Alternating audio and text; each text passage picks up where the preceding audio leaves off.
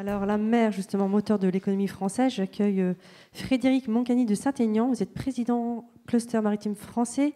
Vous êtes aussi le fer de lance de la croissance bleue, c'est-à-dire qu'il faut doubler d'ici 2030 le poids de l'économie maritime en France. Alors comment faire? Oui, merci de la question. Bonjour à toutes et à tous. Je crois que c'est un pari, mais un pari qui est fondé évidemment sur une base solide. L'OCDE a publié un rapport en mai 2016 disant que l'économie maritime mondiale doublerait d'ici 2030, et Jacques Attali le reprend aussi dans son livre.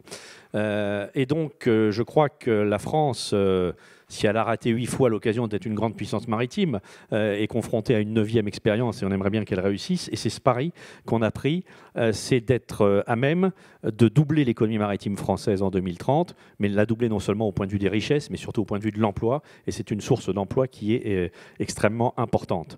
Alors pour ça, on regarde un tout petit peu le passé, et on voit que l'économie maritime française, elle est stagnante, c'est-à-dire qu'elle ne décroît pas, mais elle ne monte pas, alors que d'autres pays voient leur économie maritime augmenter significativement, et en tout cas mettre les moyens pour que ça augmente, et évidemment sans parler de la Chine au premier rang desquels.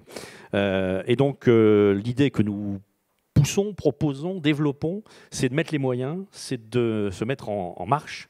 C'est très significatif de se mettre en marche pour développer cette économie maritime à l'horizon 2030.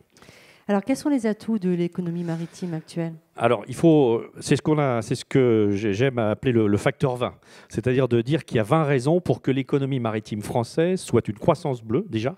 Donc, dans le mot croissance, il y a la durabilité. Tout ceci ne peut se faire, bien sûr, que dans un respect très strict de l'environnement, sinon, de toute façon, on va dans le mur. Et donc, ce facteur 20, c'est de voir que nous avons 20 chances, 20 opportunités pour y arriver. D'abord, ce sont les filières traditionnelles de l'économie maritime. Elles sont au nombre de 5, globalement. Il y a les ports, le transport, il y a la pêche, il y a l'oil and gas, il y a les communications sous-marines, et puis donc ça fait les 5 premiers.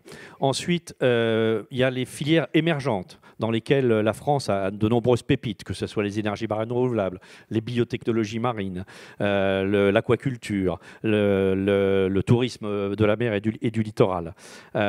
Et puis, ensuite, nous avons en France la chance d'avoir 8 secteurs qui sont des secteurs qui ne sont pas de l'économie maritime, car il faut sortir de l'économie maritime et pas la mettre à part, il faut la mettre au milieu de l'économie française. Ces secteurs, c'est des secteurs dynamiques dans lesquels on a des réussites qui sont le numérique, les infrastructures, la formation, la gestion de l'environnement, etc., etc. Et on rajoute à ça les 2 atouts essentiels qui sont les nôtres et qui ne sont que les nôtres, parce que pour beaucoup d'autres pays, ils ont les 18 premiers, mais nous, on a 2 atouts essentiels. C'est notre zone économique exclusive, 11 millions de kilomètres carrés, la 2e au monde, et la première, je dirais, en qualité, parce qu'on est présent sur tous les océans.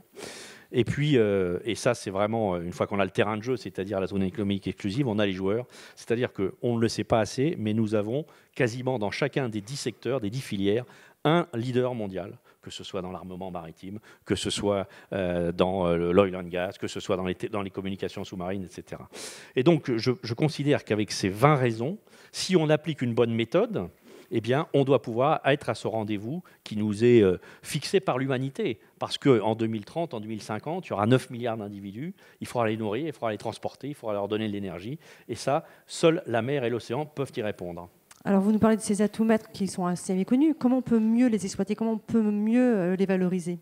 Alors justement, il faut utiliser aussi, je dirais, le monde dans lequel on vit. L'époque a changé.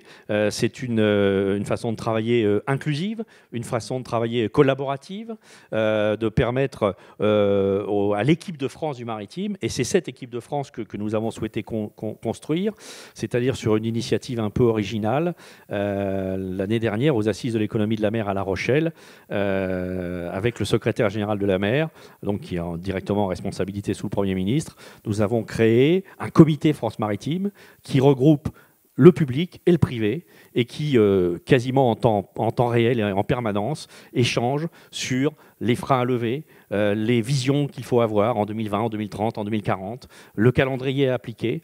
Donc là, on est en train de le construire, cette équipe de France. Je dirais qu'on est encore à la phase d'entraînement, mais ça va très vite. On a déjà levé pas mal de freins, et donc il faut qu'on continue. Mais pour ça, ça demande des hommes et ça demande aussi un peu d'investissement, parce que là aussi, quand on compare les investissements qui peuvent être faits dans un certain nombre de pays et ceux qui sont faits en France, on a un petit effort supplémentaire à faire, mais c'est un effort gagnant, c'est-à-dire qu'au bout, c'est quand même le doublement de l'économie maritime. Alors, quel est le prochain enjeu ? Alors, le prochain enjeu, je dirais que c'est Le Havre, qui est la capitale de la mer. Alors, je ne sais pas si c'est le port de Paris, mais en tout cas, c'est le 21 et le 22 novembre prochain. Il y a les assises de l'économie de la mer, ici, au Havre. La présence du Premier ministre est évidemment annoncée. Et non seulement elle est annoncée, mais elle est attendue, car il a indiqué son souhait, il l'a indiqué très récemment, de faire un grand discours sur la politique maritime de la France dans les 5 ans à venir. Et je gage que ce que je viens d'exposer aura une certaine résonance.